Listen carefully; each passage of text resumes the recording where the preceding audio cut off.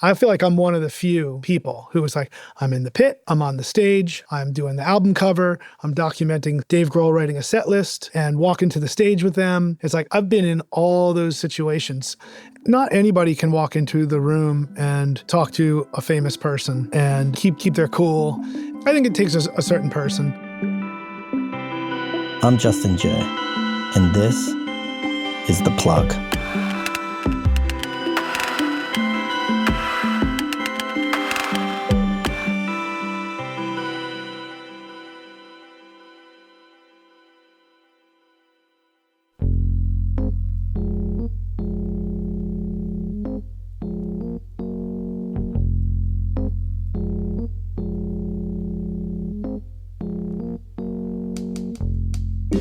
At one point in each of our lives, we were 13-year-old fans of somebody famous.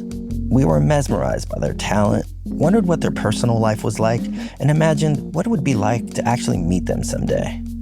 Today's guest is an accomplished photographer, but he's also an avid fan of music. He's forged a career path that's allowed him to not only meet and document many of his heroes, but to actually cultivate a close friendship with some of the biggest names in music, from Springsteen to Vedder. Record labels today simply don't have the same budgets that they used to, and print media is on life support. But despite all of this, our guest has been able to successfully diversify and adapt to the changes in both technology and the evolving landscape of the photo industry itself. He's found a way to consistently shoot photos that feel like they could have been taken 60 years ago. They embody a timeless sense of style that evokes the use of light and shadow, impeccable framing, and the palpable emotion of 20th century masters like Irving Penn or Robert Frank.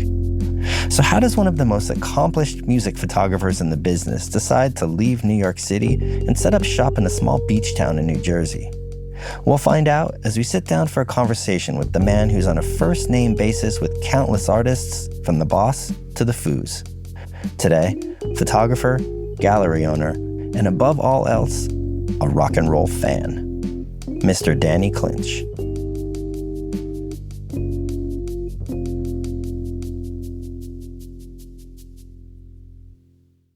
Danny Clinch, thanks for sitting down, man. I appreciate you doing this. Yeah, man. I appreciate you coming to Asbury Park. It's beautiful. So, speaking of, we are recording here at this stunning space you have called the Transparent Clinch Gallery in Asbury Park. It's set up, both as a traditional photo gallery, as a store, but also as a performance space. Obviously, you have a love and a passion and a talent for photography, but talk to me about what music means to you. Was this space really a way for you to kind of merge those two passions? Yeah, it's, first of all, thanks again for coming out. I appreciate having you here. And Asbury Park is an incredible community for music, art, food, the ocean and everything. So I'm always a big proponent of sharing information about Asbury Park too. But I spent a lot of time here growing up. As a kid, I lived just south of here. We'd come to the Stone Pony or the Fast Lane or the Asbury Lanes, things like that, to hear some music. So I had done a couple of shows here in Asbury Park, some gallery shows. And the space that we're in right now is owned by iStar, who owns also the Asbury Hotel and the Asbury Ocean Club, which is across the street. And they had this beautiful space with 30-foot ceilings in a big atrium, lots of glass. And I ran into this woman who was a realtor for iStar because they were selling some apartments in town. And she said, we got this space over here at the end of the Asbury Hotel, and we want to fill it up with something. And I told the folks over there that, you have great photography and relationships with Springsteen and Fish and Pearl Jam and Foo Fighters, and you'd be a great fit there. And I was like, oh, cool. And well, let's have a look at the space. And I was thinking in the back of my head, I've done a lot of gallery shows and it's a lot of work. Yeah. I spend a lot of money, yeah, and I don't always make the money back. In fact, usually you don't. And you're sitting on a bunch of images that are going to be in your storage. And so I wasn't quite sure about it. And I came in, I saw the space, and I was like, wow, this is cool. My wife, Maria, and I came through and saw the space, and we were like, this is pretty dope. And I said, well, would you be able to pay for the framing and, printing of all these images And they were like, yeah. And they said, we got a budget for you. We're going to get you in here. Whatever you're looking to do, we're on board with it. And I was like, well, what about a drum kit and like some amplifiers and some guitars? They're like, sure. And they just kept saying yes. And I was just like, how do I say no to this? Yeah. In Asbury Park. And our friend Tina, who now runs the gallery, had a store on the boardwalk, and her lease was running out. And this was all kind of serendipity, just happening at the same time. Her lease was running out. We got this opportunity. Maria and I went over to Tina and said, she's selling mid-century modern furniture, and she was selling really cool art. And we had gave her a Tupac photograph of mine for her shop to try and sell. And she just was like, just about to try to figure out what she was going to do with her store. And we said, why don't you come over and run this pop-up gallery for a couple months? And this way you can figure out what you're going to do moving forward. And, bring your furniture in here and like bring your vibe, and like you can run the gallery. She was like, that's a great idea. Let's do it. So we did. And all of a sudden 3 months turned into 3 years, and then 4 years and 5 years. And we started playing live music here with a lot of local musicians.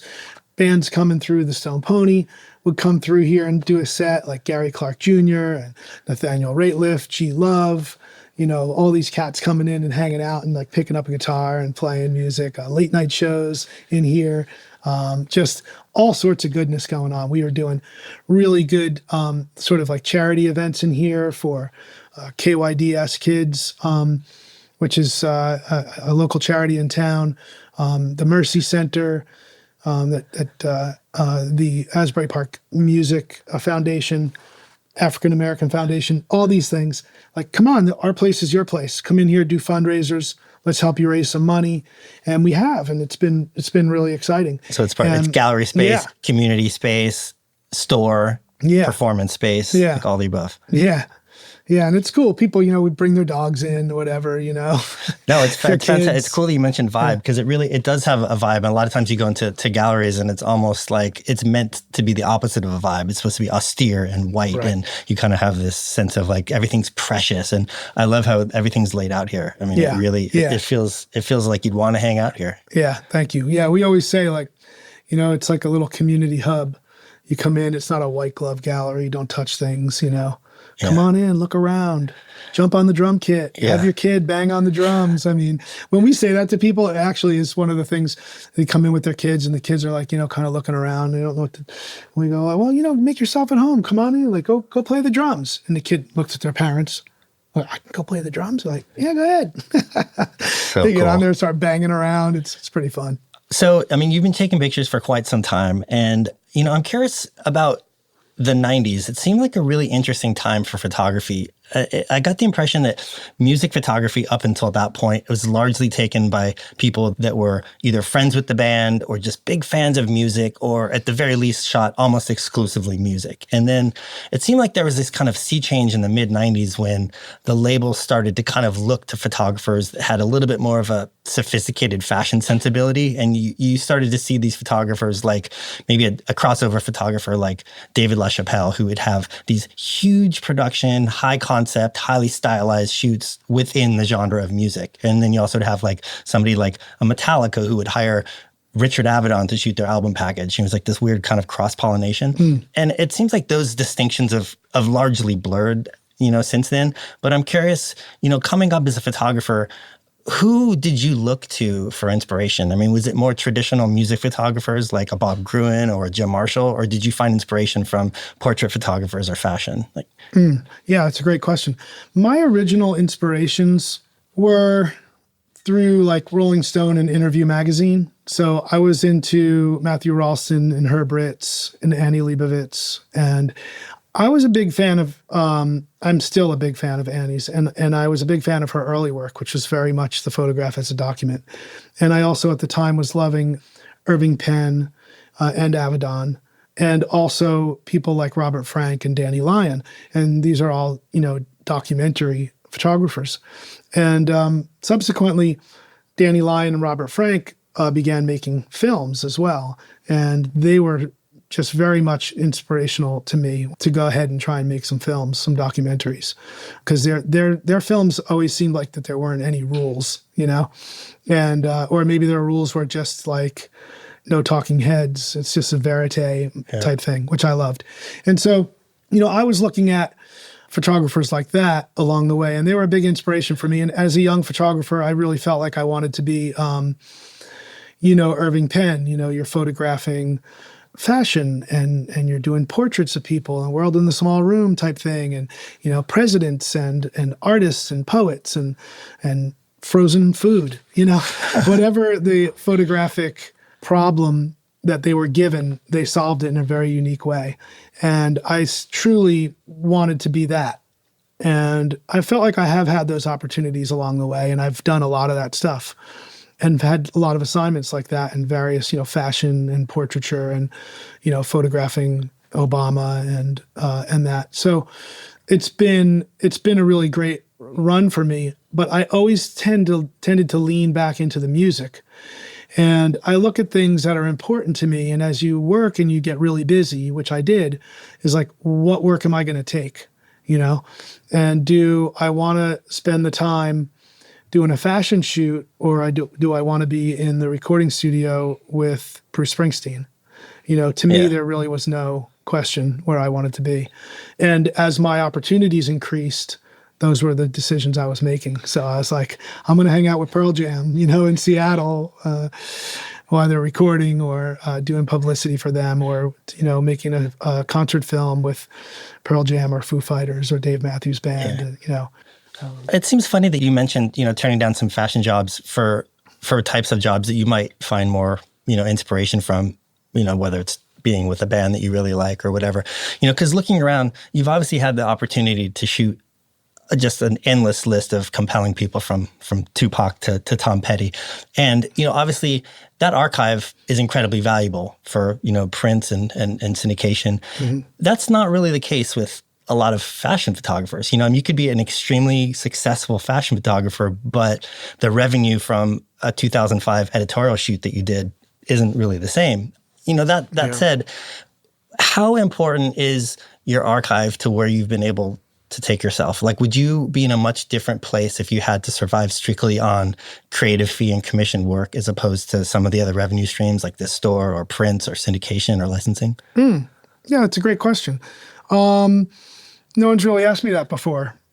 It's very observant of you, and I think it's a good question. I think I have diversified myself in many ways. And one of them is selling fine art prints, which has been great for me to supplement my income and be able to take the work that I want to take.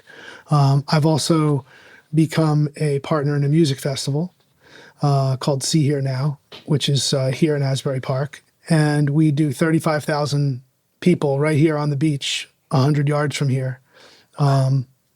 And we had Stevie Nicks and Green Day this year as our headliners. We had Gary Clark Jr., My Morning Jacket was here, Cage the Elephant, Backseat Lovers, just I could go on and on. Fletcher, it was a great lineup. And the year before that, we had Pearl Jam and we had Patti Smith. And so this is what we're bringing to the table, and a lot of local bands here as well. So that's been one of the things that has also taken my time and my attention, and is very exciting to diversify and to sort of exercise different muscles. Yeah. And the same here with the gallery, exercising, like being a marketing person, marketing the gallery, creating a brand here and marketing the brand and creating swag and all that stuff. And we partnered with a great company out of Austin called Preacher. And they're a small creative, boutique creative agency down there, and they helped us do a rebrand on the gallery, and they did a great job. And that stuff's really exciting to me. I think, if I didn't have the gallery, I would be out hustling more photography. And I turned down a lot of work because of the gallery, because of See Here Now, and all the other obligations I have, family and that. And so I would be photographing more if I didn't have the gallery here. And my wife and I the other day, we were like, geez, we were living in New York City. We have a loft in Hell's Kitchen, and we had this gallery here, which was a pop-up, so to speak, and we were getting a great deal here, great support from iStar. And all of a sudden, it was pandemic, and so nobody's coming into you see all the crew I have here, and it's like, or at least 5 full-time employees and others freelance coming through. No one was coming to the loft to work, which was our live workspace. And we have a home here in New Jersey near where both my wife and I's parents live. And we had the gallery. And so we were at a point where we were like, okay, we can't be covering all these things in the middle of a pandemic. Yeah. And no one's hiring photographers and no one's either. hiring photographers, no productions are happening, anything like that. So we said if we could rent our loft after 20 years of living there and working there during the pandemic for market value, it would be a perfect time to move our business here because we had wanted to do that. We were on like a 5-year plan, but this was forcing our hand. And we said, if we can do it, we'll do it because when am I going to have the time to move 20 years worth of stuff down here and be a part of it and make sure things go smoothly, even though my wife was really running the show. And is there any unintended consequences of that? I mean, you comfortable with that move? Do you miss the grind of shooting 5 days a week in New York and traveling and all that? Or do you appreciate the kind of the free space?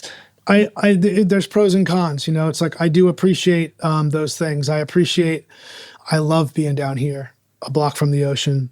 You walk out the door and you go to the Stone Pony, you go to the Asbury Lanes, the Wonder Bar, I could just go on and on, the Saint, all these great little bars and music venues and great restaurants in town. And so it's great. And it's a small community. So again, after a while you're like, okay, same places, but the music is there's a variety. So that's cool. And I do miss being at the loft and someone saying like, reminding me like, oh, Dave Matthews Band's at the Garden tonight. And I'd be like, oh, cool. And then I just roll over there to the Garden or whatever. So I miss that. However, the upside is, like I said, being here near the ocean. I've got my family around me. And then when my wife and I go to New York City, we end up staying in a hotel room. And what we've realized is, let's stay in the East Village this time. Let's stay in the, up near the Beacon because we're going to go see a Beacon show. You could be a tourist in your own city. Yeah, and I actually see more of the city now than I ever did. And it's funny, you also manage to tell your friends like, oh, we're coming up. Like, let's get dinner, So there's that. So it's got its pros and cons. And I love it all. I'm also in a new chapter in my life, It's like I'm 58. And I've been doing this for a long time, and I absolutely love it. And I would take any work that came my way, any and everything. I could find a silver lining in it and want to do the work, right? So it's a change for me to turn things down, to say no, to be like, oh man, I really want to be there, but it's just going to be smarter for me to be here, and I have other responsibilities, and it's new. It's new for me, and that's exciting too. Yeah. I was listening to Bruce on the Howard Stern the other day, and like I want to hear that interview. I heard it's a long time coming, right? It really is, and it's really good because Howard Stern is just a great conversationalist, and he's not afraid to go anywhere, but he still has respect for the artist, and Bruce was just having a great time. But my point was that he was talking about how people come to him and they're like, oh man, I liked it. He did Tunnel of Love. He did the Tunnel of Love record, and his old school friends were like, I liked it better when you're singing about girls and cars, Like, why are you changing? Because I'm a grown-ass man. Yeah. Why am I changing? I already did that, And people that know that I know Bruce also asked me, like, why didn't he do another Nebraska? And I was like, well, he did one. Yeah. So what's he going to do? And so I thought that was cool. It actually is that has stayed with me the last couple of days because the thing just came out a couple days ago. That has stuck with me most. He was like, why wouldn't I want to change? Yeah. Why would I want to do the same thing? That's fascinating. And as an artist, I thought, wow, I feel you. So, I used to know a couple of the photo assistants that you used to work with back in the day. And I know you are notorious for shooting a lot of different cameras. I remember like assistants having to clean 665 negatives on the side of the road. And, it's very... Who threw me under the bus? Christian Lantry, I think. Yeah. Oh, wow. That's back cool. in the day. Yeah. But anyway, the point being, it seemed like, in the 90s, there wasn't that many technical tools that a photographer could really use to differentiate their style. Maybe you had the camera that you used, the film stock, how you process that stock, lighting and printing. That was pretty much it. It's a lot of options. It's a lot of options. But now, with Photoshop, you have unlimited options, like for manipulation after the fact. And I'm wondering, has that affect your photography at all? Do you find that unlimited amount of options is overwhelming, or have you kind of leaned into that? Do you use that a lot in your workflow?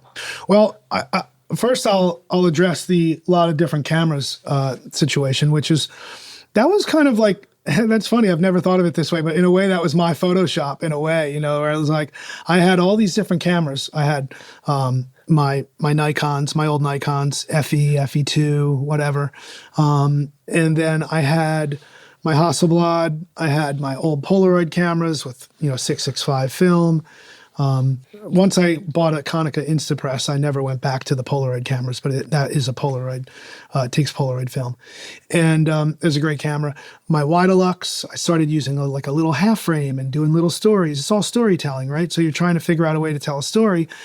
And then I had this Widelux camera and these plastic cameras where I would double expose, a lot of double exposure, and shoot right into the sun and get these weird flares and just have a good time with it. And what that afforded me was a couple of things. One is when I did a photo shoot for album packaging for someone, for example, the art directors were thrilled. They were like, wow, we have all sorts of stuff here. We've got a very simple portrait of someone on a simple background where they're fully engaged. They look like a rock star, whatever that might be. And then we have these like flary, moody type images. We got these double exposures. I like to shoot details really close, and then I like to step way back and have the subject be really small in the frame and things like that. So this was all a way of giving them options, and sometimes they didn't even have the name of the record yet, and they're doing the record, but we have to do the shoot now. And I'm not sure it's going to be either called this, that, or the other thing, and you're trying to listen to the music, maybe feel the vibe of it,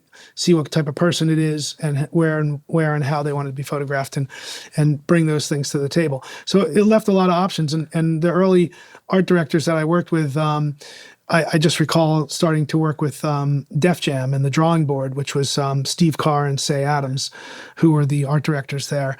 And Say came from the streets of graffiti and was friends with Basquiat and Keith Haring and that. And Steve was also a great guy and is now a filmmaker.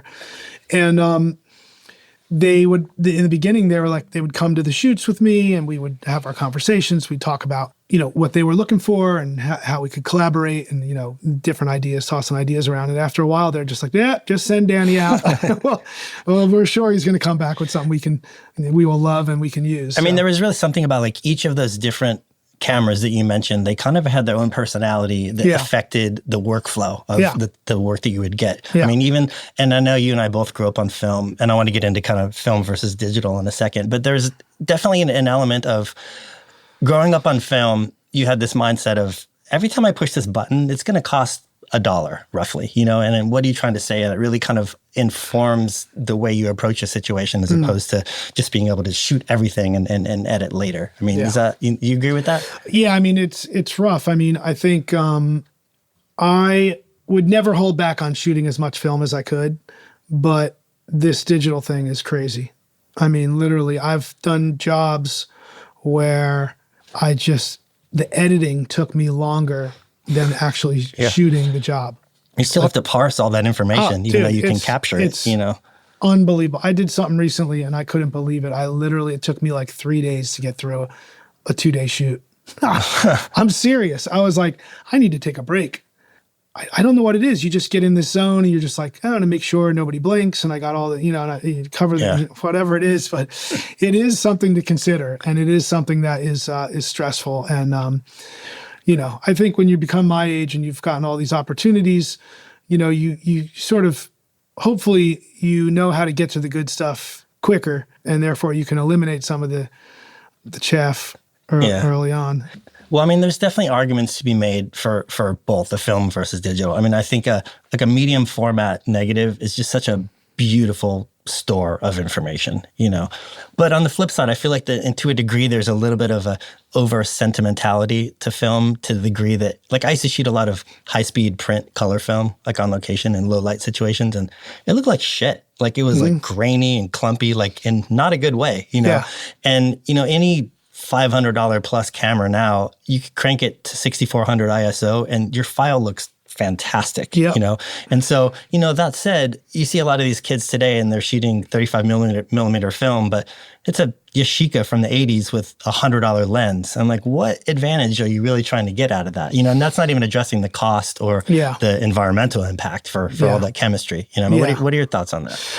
You know, I mean, I'm pro film, so I love seeing people shoot film. And I think it is a whole different mindset. It's like, you know, playing a record. It's like getting vinyl. Yeah.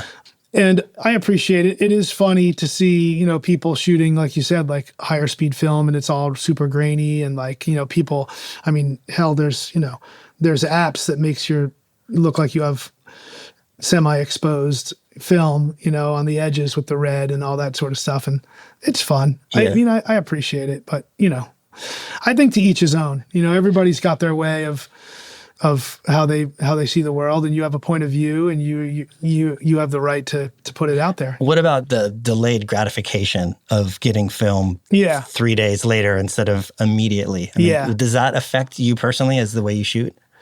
You know, these days, to be perfectly honest, you know, I shoot a decent amount of digital. You know, I've kind of people demand it. And in my brain, like, I'm not going to fight it. You know, I want to see it too. I want to see, and I want to make sure. Like I semi-recently made the mistake of I was photographing this band, and I was like, I knew I wasn't going to have a lot of time. All I wanted to do for them and for their management and for me, I was like, get as much stuff as I could for them. As many different situations and as many different looks, and I was cranking, and I was just like, you know, I know the guys. I know they trust me. I'm going to just shoot. At the end of the day, like, I didn't really share the I didn't say like, oh yeah, so this is looking great here. You know, this is what it's looking like, whatever. And the problem with not sharing it is, and it all depends on who you are and what type of photographer you are. But I like people to be happy. I like to collaborate with people. I like them to be happy. I like to make sure that I'm on the right track. And, you know, if somebody could scrap a whole shot, a whole session, a whole situation, which is so valuable. You spent all this time, you set up the light. I'm feeling good about it. I don't realize it. Like, someone's like, oh, dude, I hate when I stand that way. You know, that's all one guy has to say. And then it's a wrap. It's out. Yeah. You know, like, you mean I could have just turned your shoulders this way and we'd be good, you know? Yeah. And it happened. So that's my argument for digital and being tethered and letting people see what's going on. You don't want to overshow them. But, you know, back in the day, it was that Konica Polaroid camera. You'd see one Polaroid. You'd see one Polaroid, and I'll tell you what, those Polaroids always looked classic. Yeah. You know, you sometimes better. You could never replicate it, unfortunately. And you're like, here you go. And you'd be like, oh, this looks great, you know? And then you have a conversation, and they're like, what if I did this? Or I don't like the way I'm standing, so they can change it. And still, you got to afford somebody that opportunity to say that, you know? So that was a big learning experience for me. I'm still learning, you know, all the time. And anybody that says they're not, you know, is lying. I mean, well, that's the biggest irony of digital photography is that, yeah, I mean, sure, you get happy accidents sometimes on film, but for a trained photographer who's been around as long as you have, you could replicate any look on digital if you know what you're doing, you know, whether it's flare, grain, whatever, you know, but I think it's the inexperience that kind of have to lean into those happy accidents and shoot just on film. Yeah, but, you know, if you're doing double exposures and you're looking for weird flares and that kind of stuff, certainly those cameras are really, really beautiful. I mean, you can't really replicate a film flare on a digital camera because it just doesn't hold it in the highlights, and it just gets weird. Well, so it seems like, you know, we live in a really amazing time for people who love taking photos, which isn't necessarily the same as an amazing time for a professional photographer, you know? But there used to be a barrier of entry to being a photographer. I mean, just the fact that you knew how to use a light meter or load an RZ back, it like put you immediately in a different echelon than a lot of other photographers, you know? And most of those technological barriers have kind of since been erased. But it seems like with what you do, with anyone who shoots celebrity or musicians, there's a little bit of a firewall that insulates you from other photographers, let's say maybe a landscape photographer or an action sports photographer, because so much of what you do is intricately involved with the notion of access and personality and being able to kind of shepherd these egos and the experience that you have, like, getting those emotions out of them. Is that a fair statement? I mean, do you think that's true? Yeah, I think that not anybody can walk into the room and talk to a famous person and keep their cool, and some people are successful doing it when they can't keep their cool or however they choose to act. But I think it takes a certain person, and the people around these people, of course, the people themselves, but people around them are understand someone who is going to be able to get the job done and make people feel comfortable. And I always say that a lot of the musicians that I work with, they want to be documented. Like if they're doing something special, maybe they're playing at Wrigley Field or they're recording a record and they feel really good about it, or they're collaborating with someone. They want those moments documented. So, but who are they going to allow in the room, that they can trust, won't get in the way, won't make their presence, annoying. And I try to be that person, Yeah, and those, those traits and your experience doing that are something that's a very different skill set than something that could maybe be altered with technology, but like being able to shoot a beautiful landscape or being able to shoot, surf photography in the water, which is, basically not a profession anymore, so. It's not a profession because? Just because the bottom has fallen out of the market. It was a race to the bottom to try and make any money out of it. I mean, there's still, the technology is better than ever, and the footage that you see from the water is more spectacular than ever, but being able to make a living out of it it's almost not a thing anymore. Wow. Now it's all, the guys all shooting digital, but I mean, you think of like some of like the, traditional, really well-known, water photographers are out there shooting, like you have 36 frames and then you paddle into the beach, it's impressive. Yeah. And they're still doing it? No, that would be ridiculous. It's like shooting a concert, same thing. Why would you want to reload when you can just rapid fire it off? And I feel like there's, to a certain extent, and I don't know that I ever really thought I'd say this, but it could be that way, in the concert photography, being in the pit. There's a lot of different type of photographers, and I think that there are certain photographers that they're only doing album covers or publicity shoots, or they're having time with the artists and stuff. They're either doing that or they're in the pit, shooting a show. But those people shooting the show in the pit are not the same people who are doing the album covers and things like that. No. I feel like I'm one of the few people who was like, I'm in the pit, I'm on the stage, I'm doing the album cover, I'm documenting Dave Grohl writing a set list and walking to the stage with them. It's like, I've been in all those situations. And I would say, even the folks now that are out on the road doing, really doing great work, who are locking into a certain artist, most of them are work for hire, and they're getting paid by the artist or the manager. And then they just walk away and they don't have any ownership of the photographs and stuff. This is a mistake, I think. Which comes back to the conversation we had at the beginning of being able to have this revenue stream and this archive of property, intellectual property. Yeah. I just think it's unfair because you're taking an artist, the photographer, and you're taking away their rights. And, hopefully you have them on your team because they're good at what they do. Yeah. And they're making great photographs of your artist. And look, I think that they're in a position to call the shots, but let's be fair and at least share the revenue, or say, look, you can have X amount of images over the years that we are going to guarantee that we're going to approve.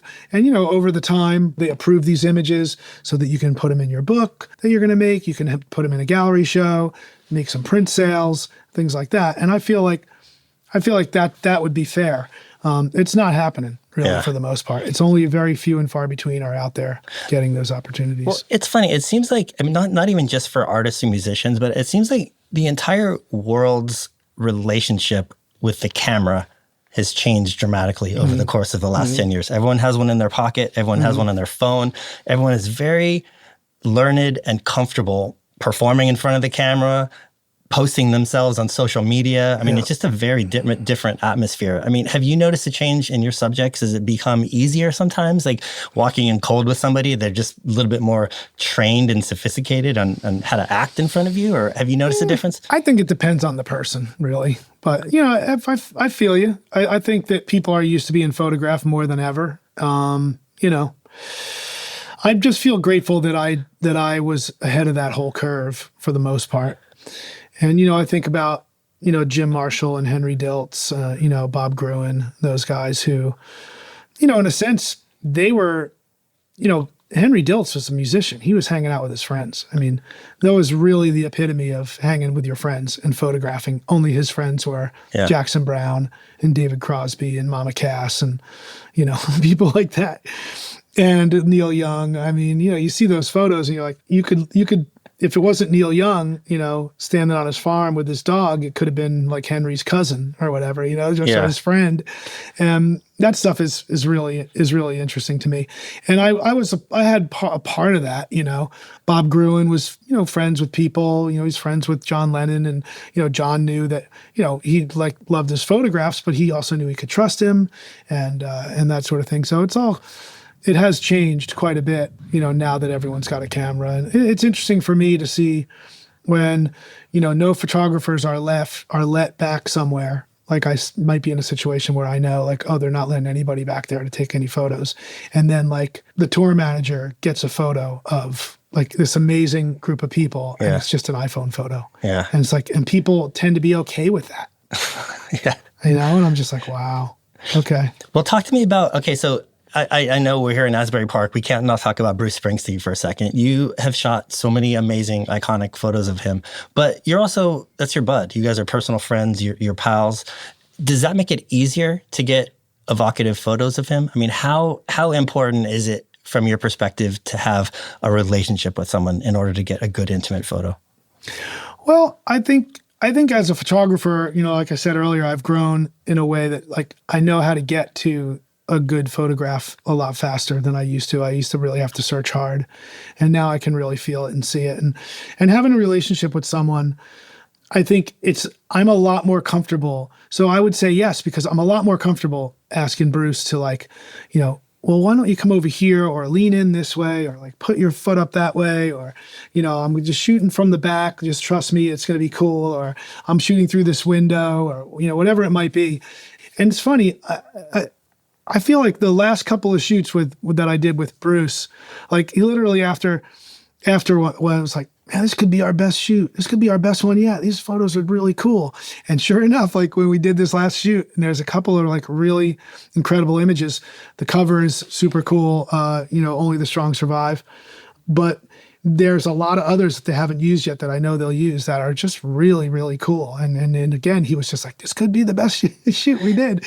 And I'm so stoked for him to hear that. And he's also, he likes photography and has an interest in photography. And he also is a guy that like, he understands the power of photography and he understands what works really well. He also is a guy that will like choose one of those weird double exposure, motion type photographs that I took with a plastic camera. You know, or something that's, you know, like the first shoot I did with him for an album packaging was The Rising. And when I saw the packaging, you know, I had heard him making the record, but I hadn't gotten an advance of the record, so to speak. I was down in Georgia at Southern Tracks, and I would get, you know, a half hour here, half hour there. And then I had a whole, like, kind of like couple hours one evening to do some photos with him. And I was just doing what I normally do. Wide Deluxe, Polaroid camera, motion, wide stuff, details of hands, like reflections in puddles, like just visual storytelling, you know?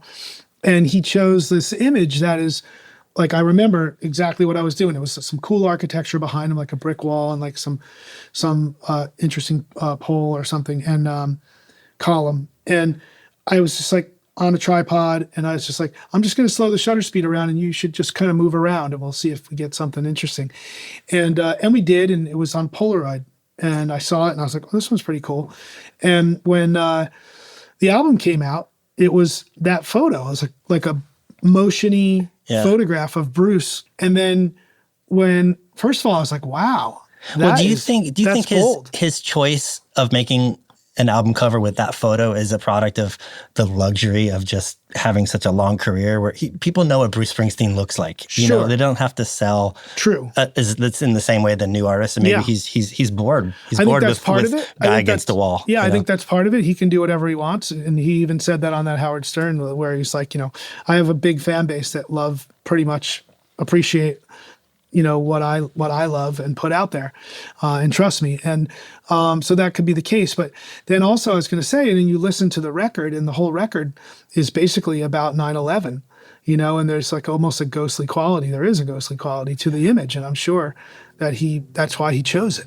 Yeah. And so it was interesting. Is there a downside to shooting somebody that you're so familiar with and that you're friends with, in terms of maybe you have some tricks or some devices that you might employ to kind of get people to react or stand or pose a certain way? And then if you're shooting with someone that like already knows those tricks, it's like a magician doing their act for the second time. I mean, is there a downside to that? I don't know. I maybe, I think there's a comfortability there. You can almost make fun of each other while you're doing it.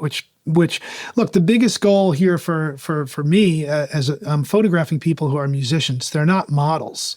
They're not actors. Some of them love to be photographed, and some of them hate it.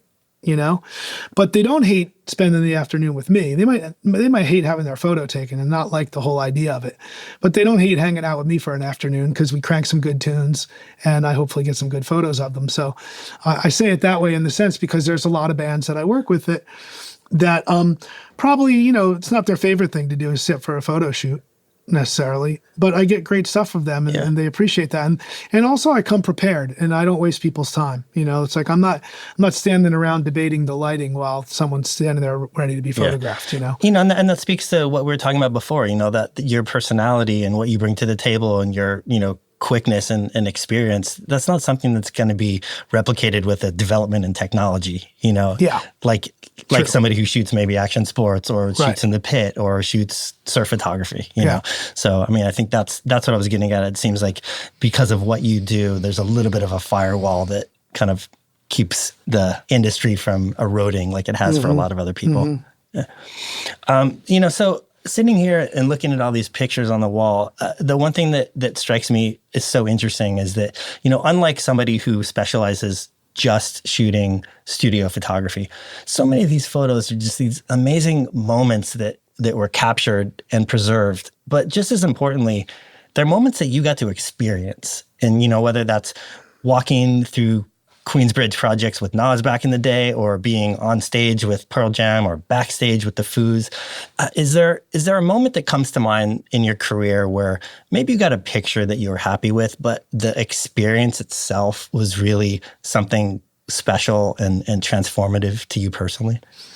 Oh, yeah. There's a lot of those things. I mean, the life experiences that I've gotten through photography and filmmaking have just been incredible. I mean, standing in the hallway with Johnny Cash, he's about to hit the stage. I can hear his hype man out there, ladies and gentlemen, the man in black, Yeah. I mean, that's standing with the Beastie Boys and they're doing like a little huddle before they go on. And they're like, they're sarcastically looking as serious as ever, because the funny thing is they were having such a great time, but they were serious about what they were doing. But they were serious about having a good time doing it too, So that kind of thing. Being on stage with the Foo Fighters or Pearl Jam or, at Wrigley Field and getting to see, stand on the stage, feel the audience like just blowing up around you, the sound coming up, things like that, being able to, there's, I don't know if this photo is, there's a photo up there of being on the tour bus with Willie Nelson. Willie Nelson and Merle Haggard and another friend are smoking weed and betting $100 and thousands of dollars a hand on poker.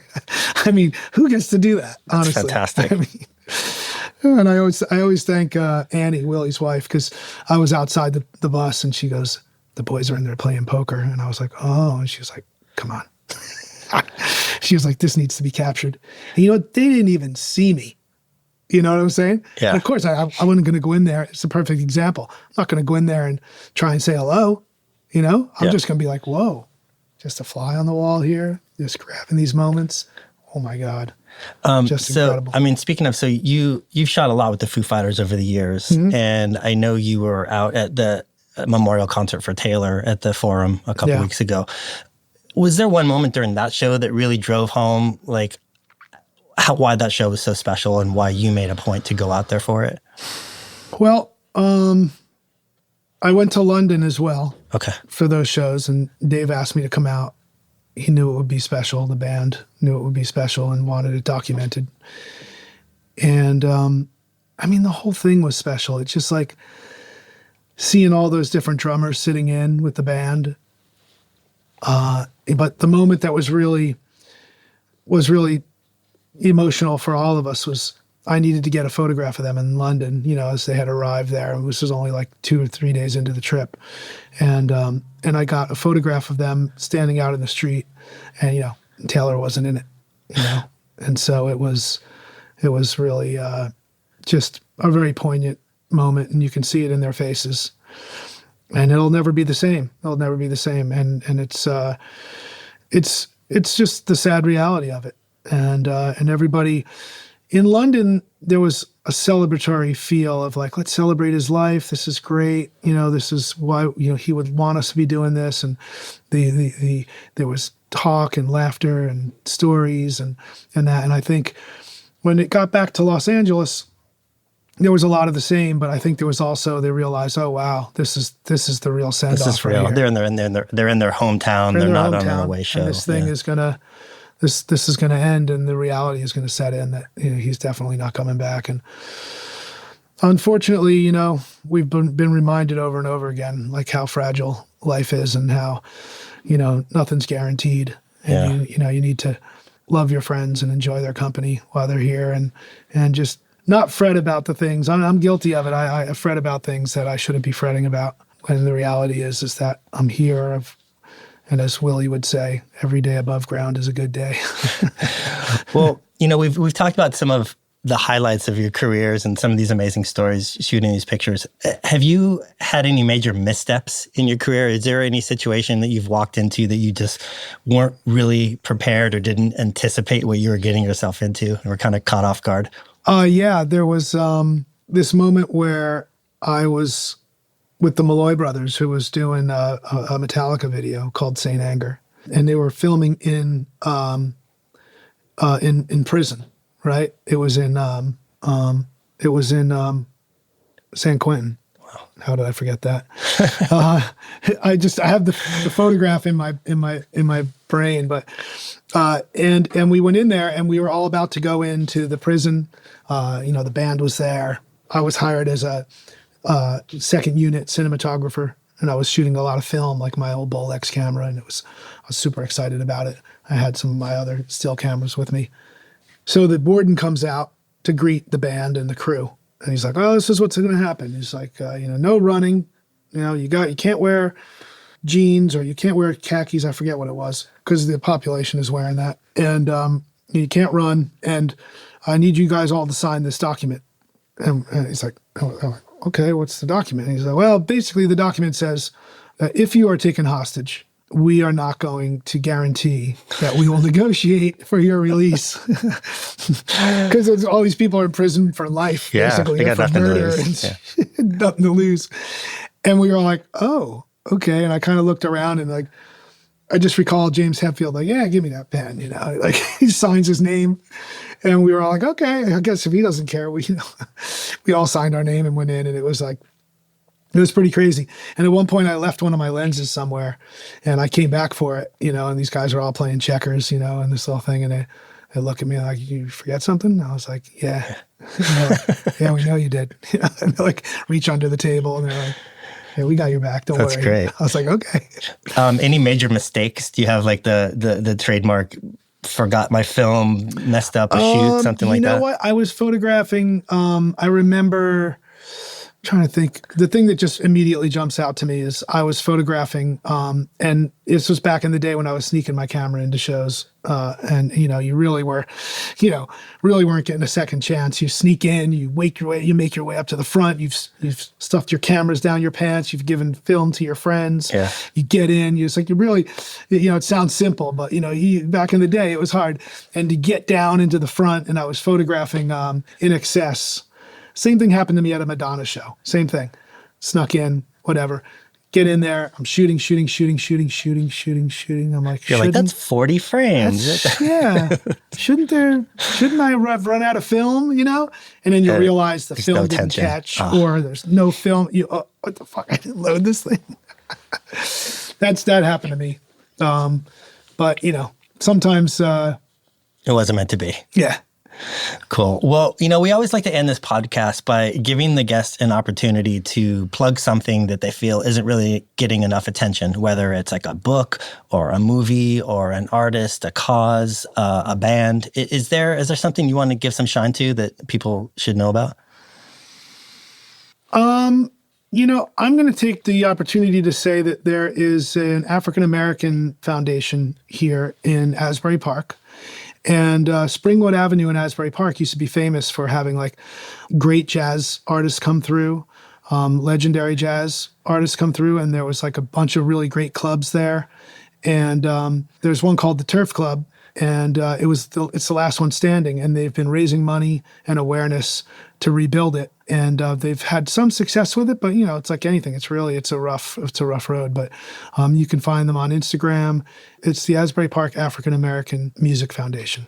Amazing. And is there anything else personally you want to plug before you get book projects? Anything coming up? Well, I was excited to see that the film I made on Shannon Hoon called All I Can Say, with my co-directors, Taryn Gould, Colleen Hennessy, and Shannon himself, because he filmed it all himself, is getting a lot of play on United Airlines. And it's like they got whoever our distributor is, got it on the airline. And my friends, on a daily, I'm getting like little texts like with a screenshot of the film and like, oh, I saw the film. And like, there's a lot of people I know who know me and want to support me, and they just haven't had a chance to see the film. And then they're on a flight and they're like, I'm on a flight for 3 hours. I'm gonna watch this thing, And it's a very important film. The film isn't about Blind Melon necessarily. It's about Shannon, and it's about life struggles. It's about addiction. It's about mental health, and it's about self-documentation before cell phones. Right? Yeah. And the fact that here's this guy who's like a real true artist and musician, but he had enough chutzpah to charge the batteries, to keep track of all the tapes, and we made the whole film out of his own footage, which is incredible. And the other thing I'm working on, which isn't really ready to see yet, but I'm really excited about, is a friend of mine named Jim Watt, who lives here in Asbury Park. He's an architect and he's an artist, and he came up with this idea. He was doing during the pandemic. He was doing this thing called Jazz at the Shop, and he had a studio, an art studio here in town. And he would throw out a bunch of chairs, and everything was social distanced. Everybody had to wear masks. But he'd call a friend of his, Antoine Dry, to come out with a couple of jazz musicians and play in the parking lot. And we'd get maybe 60, 70 people, and everybody paid $25. All the money went to the musicians. They weren't making any money. Nobody was working. This is in the heart of the pandemic. And we'd all go out, we'd mask up, bring our own booze or whatever. and so out of that, he came to me one day and he said, I got this idea. I want to make some paintings. He's going to do these Japanese ink wash paintings. I'm going to call it 1,000 watts. And he's like, I'm going to paint 1,000 paintings. But what I'm going to do is I'm going to get a 4K camera that shoots down on my art while I'm making it. And then Antoine's going to come with some friends and play music. And while I'm painting and we're projecting it onto the screen, they're going to be playing music. And I'm going to be inspired by their music, and they're going to be inspired by my paintings. And then if you want to film it, it'll be a really nice little abstract film project. And I was like, yes, I want to do it. That's amazing. That sounds great. And we're in a fine cut of the film. and it's called 1,000 Watts. What's the running length for something like that? It's just under 15 minutes, so it's 14 minutes and change. So it's very cool. It's very abstract. It's got an incredible soundtrack. It's visually super stimulating and really, really cool. And when you see how it's put together and how you're seeing the ink bleed, it's like something that like you could just stare at for hours. Wow. And right when you feel like it might be, at least in my opinion, right when you feel like, oh, could this be getting too long? Well, it's over. Yeah, 15 minutes is digestible. We're like, yes. Yeah. And we had a screening recently with our friends. When you do a project like that, if it's just you and someone else and you're just watching it all the time, you go, yeah, this is great. Isn't it great? Yeah. But then when you go in a room with a bunch of people that you admire their opinion and you're sitting there, you go like, oh, well, that's actually not great. Yeah. Now that everybody's here, you're like looking around. And we felt great about it. We were like, this feels great. And everybody was like, wow. So we're about to, we're trying to figure out the route to some film festivals and maybe hopefully get someone of note to come on board and be an EP of some sort to help us, get it out there. That always helps. Cool. Yeah, it's called 1,000 Watts. 1,000 Watts. Yeah. Cool. Well, Danny, I really appreciate you taking time out. If anyone happens to be in Asbury Park, this is a must see. Yes. I imagine you have some amazing programming, but even if there's no bands playing, just come check out the art. This is just like a who's who of amazing photos. And thanks for sitting down, man. I appreciate it. You bet. Cheers. Appreciate it. That went really good, man. Thank you. Yeah, I could talk about that shit all day.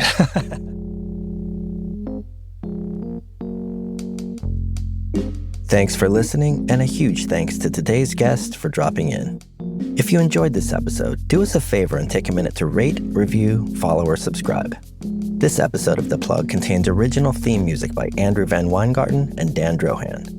Mixing and sound design by Matt Boynton at Ultraviolet Audio, logo and branding by Italic at italic-studio.com, and you can check out my photography at justinj.com. Thanks again, and be sure to check out the archive and tune in for future conversations.